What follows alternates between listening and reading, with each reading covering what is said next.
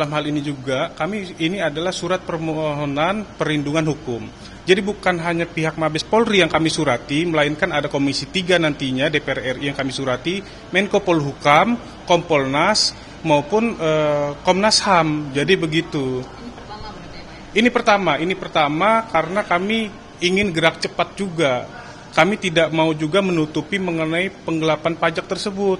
Karena janji daripada almarhum Bribka AS juga, dia ingin membuka sebenarnya apa yang terjadi dalam penggelapan pajak ini. Dan siapa saja yang terlibat dalam penggelapan pajak ini.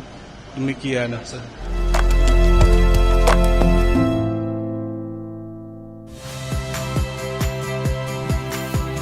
Saya Iriana Mardanus.